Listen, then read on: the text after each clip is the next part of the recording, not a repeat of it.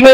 கதை கேட்க நீங்க வந்துட்டீங்களா? கதை சொல்ல நானும் வந்துட்டேன். நம்ம ஆல்ரெடி பார்த்துட்டு இருக்க கொரியன் டிராமாவோட அடுத்த எபிசோட் தான் பார்க்க போறோம். வீடியோக்குள்ள போறதுக்கு முன்னாடி எப்பயும் சொல்றது தான். இப்பயும் சொல்றேன்.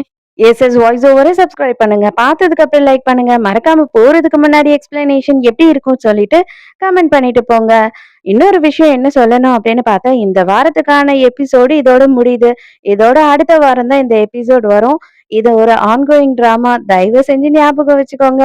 நான் லேட்டா போடுறேன் அப்படின்னு நினைச்சுக்கிறீங்க எல்லாரும். கிடையவே கிடையாது. இது ஆன்கோயிங் டிராமா. சோ இந்த எபிசோட் எதுல ஸ்டார்ட் பண்றோம் அப்படின்னு பார்த்தா, ஹீரோவையும் ஹீரோயினையும் அட்டாக் பண்றாங்க இல்லையா? இவனும் எவ்ளோ கஷ்டப்பட்டு காரை ஓட்டிட்டு போறான். இருந்தாலுமே ஒரே ஒரு ட்ரோன் வந்தா பரவாயில்ல. எக்கச்சக்கமான அந்த பாம்ப எடுத்துட்டு வர ட்ரோன் வருது. இவனாலயுமே ஒரு கட்டத்துக்கு மேல ஒண்ணும் பண்ண முடியல. ஒரு ட்ரோன் மட்டும் என்ன ஆகுது அப்படின்னு பார்த்தா, காருக்கு அடியில போயிட்டு அழகா கார தூக்கி அடிக்க ஆரம்பிச்சிடுது. கார் ஃபுல்லாவுமே வெடிச்சிடுது. இப்பதான் இந்த கில்லர் யார் அப்படின்னு காட்டுறாங்க. வேற யாரும் இல்ல. இவ செக்யூரிட்டியா இருக்கா இல்லையா ஹீரோயினுக்கு, லீஜின். அவ தான் வந்துட்டு இத பண்ணிக்கிட்டு இருக்கா. வண்டிய எடுத்துட்டு வந்து கன்ஃபார்ம் பண்ணிக்கிட்டு போறா. அவங்க இறந்துட்டாங்களா அப்படின்னு சொல்லி. அவ வந்து பார்க்கும்போது எல்லாருமே வந்து மயங்கின நிலைமையில தான் இருக்காங்க. அதுக்கப்புறம் தான் ஹீரோ மயக்கத்துல இருந்து எழுந்து வரான். கார் வந்து இன்னும் கொஞ்ச நேரத்துல வெடிக்க போகுதுன்னு சொல்லிட்டு கஷ்டப்பட்டு அந்த டோரை ஓபன் பண்றான். ஒரு வழியா ஹீரோயினை காப்பாத்தி வெளியில தூக்கிட்டு வரான். காரை வெடிச்சிடுது. இதுல ஹீரோக்கு என்ன ஆகுது அப்படின்னு பார்த்தா, காரோட பார்ட்ஸ் எல்லாம் பறந்து வந்து ஹீரோவோட முதுகுல குத்திடுது. அதுக்கு மேல ஹீரோவாலையுமே எதுவுமே பண்ணி நகர முடியல. அப்படியே ஹீரோயின் மேலேயே மயங்கி விழுந்துடுறான். ஒரு வழியா ஆம்புலன்ஸ் வந்துட்டு ஹீரோவையும் ஹீரோயினையும் ஹாஸ்பிட்டல்ல சேர்க்கறாங்க. ஹீரோ தான் வந்து ரொம்ப மோசமான நிலைமையில இருக்கான். நியூஸ்ல எல்லாம் என்ன சொல்றாங்க அப்படின்னு பார்த்தா, இத வந்து ஒரு டெரர் அட்டாக் அப்படின்ற மாதிரி தான் சொல்றாங்க. இந்த லீஜன் வந்துடுறா இங்க கிளம்பி எப்பயும் போல செக்யூரிட்டி மாதிரி. ஆனா ஹீரோவோட சர்ஜரிய தான் நின்னு பாத்துக்கிட்டு இருக்கா. ஹீரோவ போடாம போக மாட்டா போல. டாக்டர் பார்க் கிட்ட என்ன சொல்றாருன்னா, அவருக்கு வந்துட்டு சர்ஜரி எல்லாம் முடிஞ்சிடுச்சு. இன்னும் ஒரே 1 இன்ச் இறங்கி இருந்தது அப்படின்னா, கண்டிப்பா இவர காப்பாத்திருக்கவே முடியாது. ஏன்னா ஆல்ரெடி அவரோட லங்ஸ் எல்லாம் கொஞ்சம் டேமேஜ் ஆயிருக்கு இதனால அப்படின்னு சொல்றாரு. இருந்தாலும் அவர் ரெக்கவர் ஆகுறது அவரோட கையில தான் இருக்கு அப்படின்னு சொல்லிட்டு போறாரா. பார்க்குக்கே கொஞ்சம் கஷ்டமா தான் இருக்கு. பார்க் என்ன பண்றாருன்னா, நம்ம லீஜனை கூப்பிட்டு ஹீரோவ பத்திரமா பாத்துக்கோமா. அவன் கண்ணு முழிக்கிற வரைக்கும், அவன் கண்ணு முழிச்ச உடனே எனக்கு ஃபோன் பண்ணுன்னு சொல்லிட்டு போறாரு. அட பாவிங்களா! பொறுப்ப போய் இவகிட்ட குடுத்துட்டு போறியேடா! அப்படின்ற மாதிரி தான் நம்ம வடிவேல் சொல்ற மாதிரி தான் சொல்லணும். ஹீரோயின பாக்குறதுக்காக புருஷன்காரன் வந்திருக்கான். லக்கீலி இவங்களுக்கு வந்துட்டு பெரிய அடியே இல்ல. கண்டிப்பா இது வந்து கடவுள் சித்தம் தான் அப்படின்னு சொல்லிட்டாங்க டாக்டர்ஸ். இவங்களுக்கு ஒரு சின்ன சின்ன அடிதான் பட்டிருக்கு. பயப்படுறதுக்கு எதுவுமே இல்ல. ஆனா பாடிகார்ட்ஸ் 2 பேருக்குமே வந்துட்டு ரொம்ப அடிபட்டிருக்கு அப்படின்னு சொல்லும்போது, எனக்கு எல்லாம் புரியுது. நீ ஃபர்ஸ்ட் இங்கருந்து கிளம்பி போ அப்படின்னு சொல்றான். இவன் பக்கத்துல இருக்கும்போதே தான் ஹீரோயின் வந்து கண்ண முழிக்கிறா. இவளும் என்ன பண்றா அப்படின்னு பார்த்தா, கண்ண முழிச்ச உடனேயே அவருக்கு என்ன ஆச்சு அப்படின்னு சொல்லி ஹீரோவ பத்தி தான் கேக்குறா. இல்ல நானு அந்த 2 பாடிகார்ட்ஸ்க்கும் என்ன ஆச்சு அப்படின்னு சொல்லி கேட்டேன் அப்படின்னு சொல்லி அவ மாத்தி பேசுறா.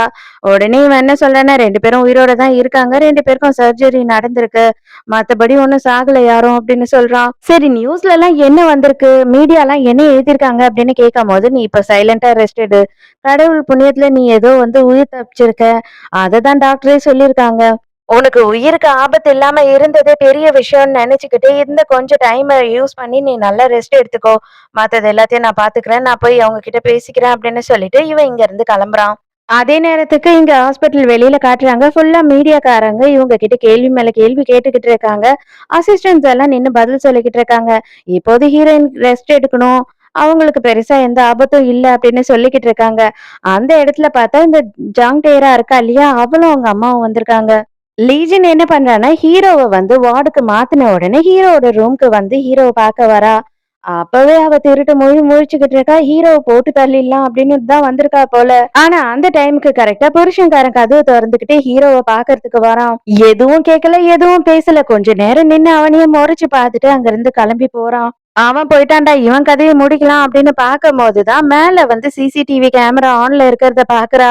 ரூம்குள்ளேயே சிசிடிவி கேமரா இருக்கிறதுனால இவளால ஒண்ணும் பண்ண முடியல. வெளியில போயிட்டு யாருக்கோ ஃபோன் பண்ணி சொல்றா மிஷன் ஃபெயில் ஆயிடுச்சு அப்படின்னு. இப்பதான் ஜான் டேராவையும் அவங்க அம்மாவையும் காட்டுறாங்க. அவங்க அம்மா சும்மா இல்லாம ஒரு ரிப்போர்ட்டரை புடிச்சு இழுத்துட்டு வந்துட்டு, இவ என் பொண்ணு.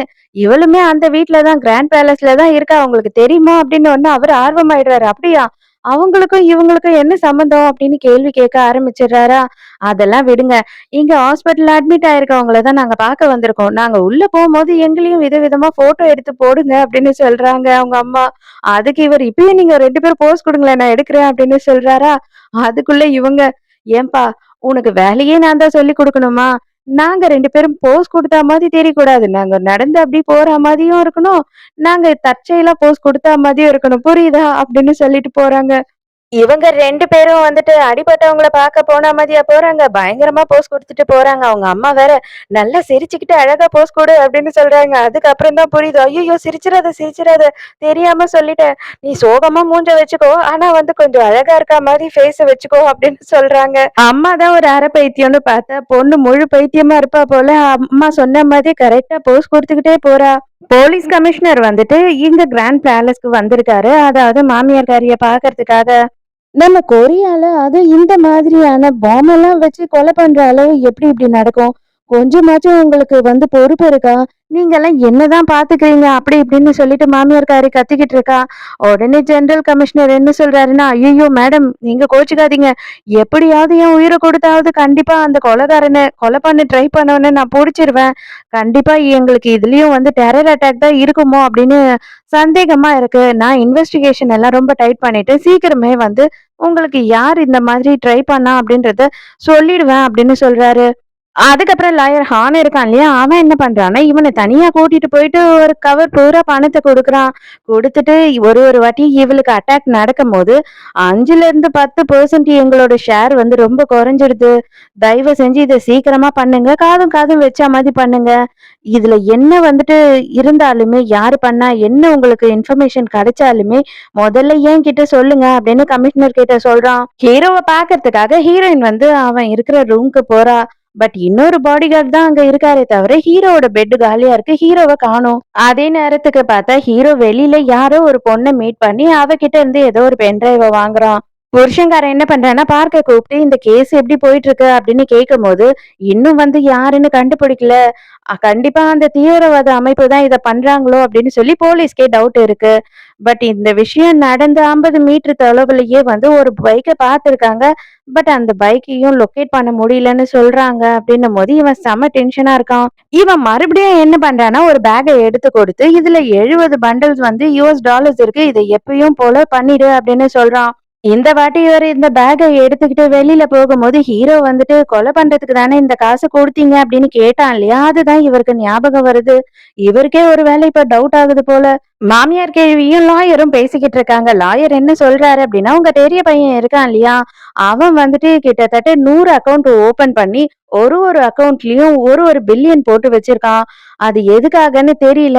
உங்களுக்கே தெரியாம அவரு ஏதோ பணத்த பதுக்கி வைக்கிறாரு போல அப்படின்னு சொல்லும்போது, மாமியார் கேள்விக்கே ஷாக் ஆகுது. இருந்தாலும் புள்ளைய விட்டு குடுக்க கூடாதுன்னு சொல்லிட்டு, சரி சரி உன் வேலை என்னவோ நீ அத மட்டும் பாரு. அவன பத்தி எதுவும் கண்டுக்காத அப்படின்னு சொல்றா. லாயர் நேரா வந்து சின்ன பையனையும், சின்ன மருமகளையும் பாக்குறபோது, அப்ப அவ வந்து மருமக செம கத்து கத்துறா. எனக்கு எவ்வளவு லாஸ் ஆயிடுச்சு தெரியுமா? எல்லாம் அவளால தான். அவ வந்து மன்னிப்பு கேட்டே ஆகணும் அப்படின்னு சொல்லும்போது, ஏம்மா நீ நடக்கிற காரியத்த பேசுமா. அந்த பொண்ணு வந்து மன்னிப்பு கேட்பா அப்படின்னு நீ நினைக்கிறியா? சான்ஸே இல்ல கண்டிப்பா அவ கேட்க மாட்டா. நான் கேளுன்னு நான் சொல்ல மாட்டேன். அது அவளோட இஷ்டம் அப்படின்னு சொல்றாரு. லாயர் அங்க இருந்து கிளம்பின உடனே இவளுக்கு ஒரு ஃபோன் வருது. ஓகே ஹனி நான் வரேன் அப்படின்னு சொல்றாளா?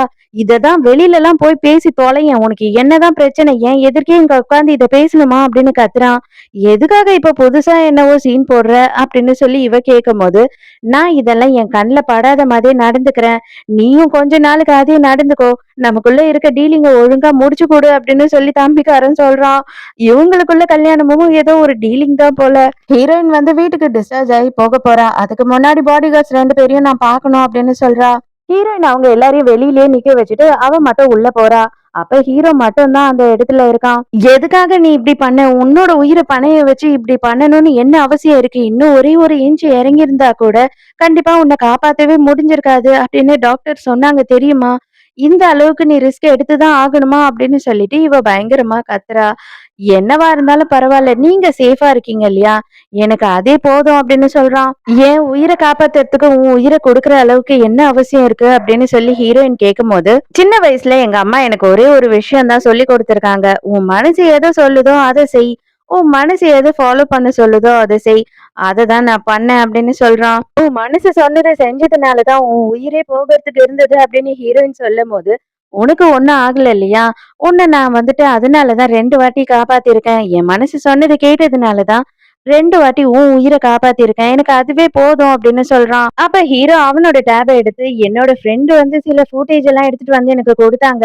ஆக்சிடென்ட் நடந்த இடத்தோட ஃபூட்டேஜ் அப்படின்னு சொல்றானா, ஹீரோயின் நான் இதெல்லாம் பாக்குற மாரி இல்ல. தயவு செஞ்சு நீ எனக்கு இதெல்லாம் காட்டாத.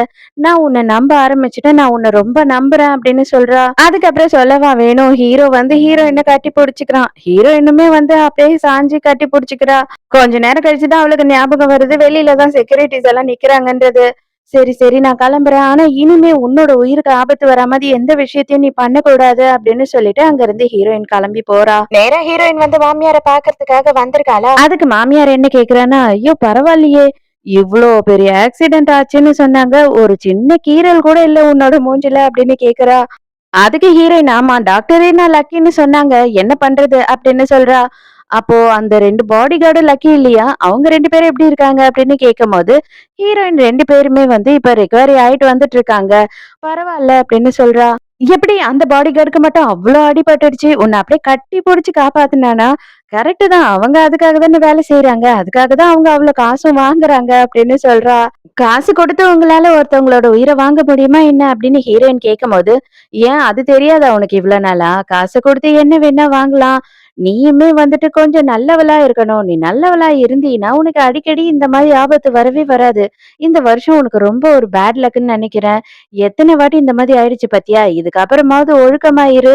உன் வாய சும்மா வச்சுக்கிட்டு இரு அப்படின்னு சொல்லி மாமியாரு ஹீரோயின செம ஓட்டு ஓட்டுறா. இங்க அதே நேரத்துக்கு ஜாங்டேரா அவங்க அம்மா வந்திருக்காங்க. உள்ள விடமாட்டேன் அப்படின்னு சொல்லிட்டு, பட்லர் அடம் புடிச்சுக்கிட்டு இருக்காங்க. நான் யாருன்னு தெரியுமா? அப்படி இப்படின்னு அம்மாவும் பொண்ணும் சீன் போட்டுக்கிட்டு இருக்காங்க. நீங்க யாரா இருந்தாலும் சரி, சேர்மனோட அனுமதி இல்லாம நான் உள்ள விடமாட்டேன் அப்படின்னு சொல்லிடுறாங்க. ஹீரோயின் அந்த இடத்துக்கு வரா. வந்த உடனே இங்க பாத்தியா என்னையே உள்ள விட மாட்றாங்க அப்படி இப்படின்னு சொல்லி கம்ப்ளைண்ட் பண்ணிக்கிட்டு இருக்காளா. உடனே ஹீரோயின் நான் இவங்கள பாத்துக்கிறேன் நீங்க போங்க அப்படின்னு சொல்லிடுறா. இவங்க இப்ப எதுக்காக இங்க வந்திருக்காங்க அப்படின்னு பார்த்தா, ஜாங் டேராவோட பேர்ல இவங்களோட பிசினஸ்ல கொஞ்சம் காச இன்வெஸ்ட் பண்ணலாம் அப்படின்னு இருக்காங்க. அதை கேட்டு ஹீரோயின் காண்டாயிடுறா. இத பாரு, ஒழுங்கு மரியாதையா நீ இங்க இருக்கிறதுனா இரு. இல்ல அப்படின்னா உங்க அம்மா கூடயும் உன்னையும் சேர்த்து அனுப்பிடுவேன். ஆனா உன் பையன் மட்டும் வரமாட்டான். இங்க தான் இருப்பான். என்னால செய்ய முடியாதுன்னு நினைக்கிறியா என்ன அப்படின்னு சொல்லி கேக்குறா. ஆல்ரெடி நான் சொன்னதுதான். பிசினஸ்ல தலையிடாத. உனக்கு வேற எதனா வேணும்னா கேளு நான் செஞ்சு தரேன் அப்படின்னு சொல்லும்போது, உடனே அவங்க அம்மா அப்பன்னா நீ அவர டைவர்ஸ் பண்ணிடுறியா உன் வீட்டுக்கார அப்படின்னு கேக்குறாங்க. செம்ம காண்டாயிரா ஹீரோயின். கேளுன்னு சொன்னா என்ன வேணா கேப்பீங்களா? அதெல்லாம் என்னால செய்ய முடியாது அப்படின்னு சொல்றா ஹீரோயின். இருக்கிற இடம் தெரியாம இருந்துக்கிறதுனா உன் பொண்ணு இங்க இருக்கலாம். இல்லன்னா நீயே உன் பொண்ணு கூட்டிட்டு போயிடு இங்க இருந்து அப்படின்னு சொல்லிட்டு ஹீரோயின் அங்க இருந்து கிளம்பிடுறா. ஹீரோயின் ஆபீஸ்க்கு போன உடனே அவங்க அண்ணன் கிட்ட தான் பேசுறா. அவங்க அண்ணன் கிட்ட என்ன கேக்குறா அப்படின்னா, ஃபவுண்டேஷனோட ஒரிஜினல் லெட்ஜர் யார்கிட்ட இருக்கு அப்படின்னு கேக்குறா. அதோட 2 காப்பி இருக்குன்னு மட்டும் தெரியும். ஒரிஜினல் யார்கிட்ட இருக்கு அப்படின்னு எனக்கு தெரியாதுமா. அத பத்தி நீ தலையிடாம இருக்கிறது தான் நல்லது உனக்கு அப்படின்னு சொல்றாரு. அது லாயர் ஹார்ன் கிட்ட இருக்கா அப்படின்னு கேக்குறாளா. இவர் சைலண்டா இருக்கிறத பார்த்த உடனே அவளுக்கு கன்ஃபார்ம் ஆயிடுது. கேள்வி நடுராத்திரி யாரோட ரூம் கதவையோ தட்டுது. யார் ரூம் கதவடா தட்டுது அப்படின்னு பார்த்தா, அந்த கிழவன் தான் வெளியில வரான். வேற யாரு? லாயர் கிழவன். ஒயின் பாட்டில எடுத்துட்டு வருது. அவனுமே வா வா உள்ள வா அப்படின்னு கூட்டிட்டு போறான். 2 பேருமே உள்ள போய் கதவை சாத்திக்கிறாங்க. இத எல்லாத்தையும் பெரிய பையன் நின்னு பாத்துக்கிட்டு தான் இருக்கான். அவன் செம்ம டென்ஷனா நின்னுட்டு இருக்கான். இப்ப இல்லங்க. இவனுக்கு சின்ன வயசுலயே இந்த விஷயம் தெரியும் போல. சின்ன வயசுலயே அம்மாவ இந்த மாதிரி நிலைமையில பாத்துட்டு எதுக்காகம்மா நீ இப்படி பண்ற? இது அப்பாக்கு தெரிஞ்சது அப்படின்னா என்ன ஆகும் அப்படின்னு சொல்லி பயங்கரமா அழுதுருக்கான். உங்க அப்பங்காரனுக்கு இதெல்லாம் முதல்லயே தெரியும். நீ இங்க இருந்து கிளம்புறியா அப்படின்னு சொல்லிட்டு பெரிய புள்ளைய துரத்தி விட்டுறா அங்க இருந்து. இவன் திரும்பி உட்கார்ந்துகிட்டு பயங்கரமா குடிச்சுக்கிட்டு இருக்கான். இது எல்லாத்தையும் யோசித்து பார்த்துட்டு நம்ம ஹீரோ இப்பதான் ஹாஸ்பிட்டல்ல இருந்து டிஸ்சார்ஜ் ஆகி வீட்டுக்கு வரான். ஹீரோவை பாக்குறதுக்காக பார்க் அந்த இடத்துக்கு வராரு. வந்த உடனே எதுக்காக இவ்வளவு சீக்கிரம் நீ வந்துட்ட? இன்னும் கொஞ்ச நாள் ரெஸ்ட் எடுத்துட்டு வந்திருக்கலாமே அப்படின்னு சொல்லும்போது, எனக்கு தான் நிறைய வேலை இருக்கே. நான் பண்ண வேண்டியது நிறைய இருக்கு. நான் நாளையில இருந்து வேலையில ஜாயின் பண்ணிடுவேன் அப்படின்னு ஹீரோ சொல்றான். உனக்கு ஒரு வீடியோ கிடைச்சது இல்லையா? உன் ஃப்ரெண்டு குடுத்துட்டு போனா சேர்மன் சம்பந்தப்பட்ட வீடியோ. அதுல நானும் இருந்தேன்றத நீ பார்த்திருப்பல்ல அப்படின்னு சொல்லி கேட்கும்போது, ஆமா சார் நீங்க இருந்தீங்கன்னு எனக்கு தெரியும் அப்படின்னு சொல்றான். அப்பனா நீ என்ன சந்தேகப்பட்டு தான் இங்க வந்தியா? அப்படின்னு கேட்கும்போது, எனக்கு சந்தேகமா என்ன அப்படின்னு சொல்ல தெரியல. ஆனா என்னன்னு தெரிஞ்சுக்கணும்னு நான் நெனச்சேன் அப்படின்னு கேட்குறான். உன் ஃப்ரெண்ட கொலை பண்ண வந்தவன் மூஞ்ச நீ பாத்தியா? அப்படின்னு கேட்கும்போது, அவனோட ஃபேஸ நான் பாக்கல. பட் ஆனா அவன எனக்கு தெரியும் அப்படின்னும்போது, எப்படி உனக்கு தெரியும்? அப்படின்னு கேட்குறாரு. நான் வந்துட்டு ஹீரோயின கொலை பண்ண வந்தவனையும் நோட் பண்ணேன். அவங்களோட மேனரிசம், பிஹேவியர் எல்லாம் ஒரே மாதிரி இருந்தது. அத வச்சு எனக்கு நல்லா தெளிவாவே தெரியும் அவங்க தான்ட்டு அப்படின்னு சொல்லும்போது, "அது என்னன்னு எனக்கு சொல்ல முடியுமா?" அப்படின்னு கேட்கிறாரு. இவன் சொல்ல மாட்றான். அப்ப வந்து "இன்னமும் நீ என்ன டவுட் பட்டுக்கிட்டு தான் இருக்க இல்லையா?" அப்படின்னு கேட்கிறாரு. அப்ப ஹீரோ என்ன கேட்கிறான்னா, "எனக்கு ஒரே ஒரு விஷயம் சொல்லிட்டு போங்க. இறந்து போன சேர்மனோட சாவுலயும், ஹீரோயினோட சாவுலயும் யாருக்கு வந்துட்டு ரொம்ப ப்ராஃபிட் இருக்குன்னு நீங்க நினைக்கிறீங்க?" அப்படின்னு கேட்கிறான். அதுக்கு இவர் எனக்கு தெரியாது. என்னால சொல்லவும் முடியாது அப்படின்னு சொல்றாரு. நீங்களா சொல்லலனாலும் நானா எப்படியாவது கண்டுபிடிப்பேன். என்னோட ஃப்ரெண்ட் எதுக்காக செத்தான்னு சொல்லிட்டு அப்படின்னு சொல்றானா, அப்ப இவர் பார்க்க என்ன சொல்றாருன்னா, நீயாவது வந்துட்டு உயிரோட இருக்கணும்னு ஆசைப்படுறேன். தயவு செஞ்சு இதோட இந்த விஷயத்த நிறுத்து அப்படின்னு சொல்றாரு. அதோடயே அந்த சீன கட் பண்றாங்க. ஹீரோ வாக் பண்ணிக்கிட்டு இருக்கான். ஹீரோயின் இப்பதான் பாக்குறா. ஹீரோ வந்து டிஸ்சார்ஜ் ஆயி வந்துட்டான்னு சொல்லிட்டு. அதோட நைட்டு ஹீரோயின் வந்து யாருக்கும் தெரியாம ஹீரோட ரூம்க்கு வரா. நான் ஒரு விஷயம் உன்கிட்ட கேட்கலான்னு தான் வந்திருக்கேன். லாயர் ஹான் இருக்காரு இல்லையா? அவர்கிட்ட வந்துட்டு லெட்ஜர் இருக்கு. அதாவது என்னோட ஃபவுண்டேஷனோட லெட்ஜர். அந்த லெட்ஜர் எனக்கு வேணும். அத மட்டும் எப்படியாவது எனக்கு கொண்டு வந்து குடு அப்படின்னு சொல்லி கேட்கிறா. அப்ப ஹீரோ வந்து என்ன சொல்றான் அப்படின்னா, "இது ரொம்ப ரிஸ்கா இருக்கு. தயவு செஞ்சு இதுல இருந்து நீ கொஞ்சம் தள்ளி இரு. மத்தது எல்லாத்தையும் நான் பாத்துக்கிறேன்" அப்படின்னு சொல்றான். அவங்களோட வீக்னஸ் நம்ம கையில இருந்தா மட்டும் தான் அவங்கள எதிர்த்து நம்மளால சண்டை போட முடியும். அதனால அந்த லெட்ஜர் வந்து ரொம்ப முக்கியம் அப்படின்னு சொல்லி ஹீரோ கிட்ட ஹீரோயின் கன்வின்ஸ் பண்றா. "நீ திரும்பி வந்ததுக்கு ரொம்ப தேங்க்ஸ். ஆனா தயவு செஞ்சு இதுக்கு அப்புறம் ரொம்ப கேர்ஃபுல்லா இரு" அப்படின்னு சொல்லிட்டு போறா. மறுநாள் ஹீரோ என்ன பண்றான்னா, யாரும் இல்லாத நேரம் சிசிடிவி கேமரா ரூம்க்கு போறான். அங்க போன உடனேயே வந்துட்டு ஹான் எங்கெங்கெல்லாம் போறான், என்னெல்லாம் பண்ணிட்டு இருக்கான் அப்படின்றத நோட் பண்ணிட்டு இருக்கான். ஆனா ஹானோட வீட்ல மட்டும் சிசிடிவி கேமரா எதுவுமே கிடையாது. பார்க்கிங்ல இருந்து அவர் இங்க வர வரைக்கும் தான் தெரியுமே தவிர, இவரோட வீட்ட சுத்தி எந்த சிசிடிவி கேமராவும் கிடையாது. இங்க தான் இவங்க என்ன பண்ணணும் அப்படின்னாலும் பண்ணுவாங்க. ஹீரோ திருட்டுத்தனமா அவனோட வீட்டுக்குள்ள போறத லீஜின் இருக்கா இல்லையா? அவ ஒளிஞ்சு நின்னு பாத்துக்கிட்டு இருக்கா. அந்த டைம்க்கு பார்க் அந்த இடத்துக்கு வந்துடுறாரு. என்ன தெரிகிறது அப்படின்ற மாதிரி கேட்டு போய் வேலைய பாருமா அப்படின்னு துரத்தி விட்டுறாரு. ஹீரோ லாக்க ஓபன் பண்ணலாம் அப்படின்னு பார்த்தா அங்க பிங்கர் பிரிண்ட் தான் கேக்குது. நேரா உடனே கிச்சனுக்கு போறான். அங்க போய் இருக்கிற எல்லா கண்ணாடி கிளாஸையும் எடுத்து செக் பண்ணிக்கிட்டு இருக்கான். இவன் தான் எந்த நேரமும் லிப்ஸ்ல வேசலின போட்டுக்கிட்டே இருப்பான் இல்லையா? அதனால கரெக்டா அந்த லிப்ஸ் மார்க்க வச்சு அந்த கிளாஸையும் கண்டுபிடிச்சிடுறான். உடனே போறான் ஒரு மோல்ட ரெடி பண்றான். ஃபுல்லா அவனோட வீடு பூராவும் தேடிக்கிட்டு இருக்கான். ஆனா எங்கேயுமே அவனுக்கு கிடைக்கவே இல்ல. அந்த டைமுக்கு லீஜன் வேற நோட் பண்ணிடுறா ஹீரோ உள்ள பூந்துட்டான்னு. வேக வேகமா போய் லாயர் ஹான் கிட்ட வந்து இது எல்லா விஷயத்தையும் சொல்லி கூட்டிட்டு வரா. நீ கன்ஃபார்மா பாத்தியா அவன் உள்ள போனானா அப்படின்னு கேட்கும்போது, ஆமா சார் நான் கன்ஃபார்மா பார்த்தேன். அவன் உள்ளதான் இருக்கான் அப்படின்னு சொல்றா. அந்த இடத்துல ஒரு சேஃப் லாக்கர் இருக்கு. அத ஓபன் பண்றதுக்கு பாஸ்வேர்ட் தெரியணும்ன்றதுக்காக ஹீரோ என்ன பண்றான்னா, ஒரு கிளாக்ல வந்துட்டு கேமராவ செட் பண்ணி அங்க ஆங்கிள் பார்த்து வச்சிடுறான். எல்லாம் முடிஞ்சு கிளம்பலாம் அப்படின்னு அவன் கிளம்பும்போது, இந்த வேஸ்ட்டுங்கலாம் போட்டு வச்சிருக்க டப்பா மாரி ஒண்ணு இருக்கு. அதுல பார்த்தா 2022 லெட்ஜர்ஸ் அப்படின்னு போட்டிருக்கா. அவ்வளவுதான். ஹீரோ அப்படியே அத அலைக்கா தூக்கிடுறான். இப்பதான் இவன் இங்க வரான். உள்ள வந்த உடனே எல்லா இடத்தையும் சுத்தி சுத்தி பார்க்கறான். எல்லாமே வச்சது வச்சபடியா இருக்கு. அப்பாடா ஒண்ணும் எதுவும் ஆகல போல அப்படின்னு நினைக்கிறான். கடைசியில அந்த வேஸ்ட் டப்பாங்களையும் வந்து பார்க்கறான். அதுல காணோம்னு தெரிஞ்ச உடனே செம்ம டென்ஷன் ஆயிடுறான். ஹீரோ நேரா அத கொண்டு வந்து ஹீரோயின் கிட்ட காட்டுறான். ஹீரோயின் வந்து ரொம்ப தேங்க்ஸ் இத நான் வச்சுக்கிறேன் அப்படின்னு சொல்லும்போது, தேவை கிடையாது. இது ரொம்ப ரிஸ்கான விஷயம். இதுல பயங்கரமான டேஞ்சர் இருக்கு. அதனால இத நானே வச்சுக்கிறேன் அப்படின்னு சொல்லிட்டு ஹீரோவ வந்து அவகிட்ட கொடுக்க மாட்றான். இப்பதான் அண்ணங்கார கேக்குறாரு, "இங்க என்ன நடக்குது? இது என்னதான்? எதனால இப்படி பண்ணிக்கிட்டு இருக்க நீ?" அப்படின்னு சொல்லி அவர் பயங்கரமா டென்ஷன் ஆகுறாரு. அடுத்த செகண்டே அங்க பார்த்தா இன்கம் டாக்ஸ் ரெய்டு வந்துடுறாங்க. அது மட்டும் இல்லாம அண்ணங்காரன அரெஸ்ட் பண்றதுக்காக வாரண்ட்டுமே எடுத்துட்டு வந்திருக்காங்க. அவ்வளவுதான் ஹீரோவும் ஹீரோயினும் என்ன நடக்குதுன்னு புரியாம முழிச்சுக்கிட்டே நின்னுகிட்டு இருக்காங்க. இதோடயே இந்த எபிசோட் முடியுது. சோ இதோட அடுத்த வாரம் தான் நம்ம பார்க்க முடியும். இதுக்கப்புறம் என்ன ஆகுது அப்படின்றது. அது வரைக்கும் நம்ம வெயிட் பண்ணுவோம். நாளைக்கும் மறக்காம கதை கேட்க வந்துருங்க. நானும் மறக்காம கதை சொல்ல வந்துடுறேன். பாய்.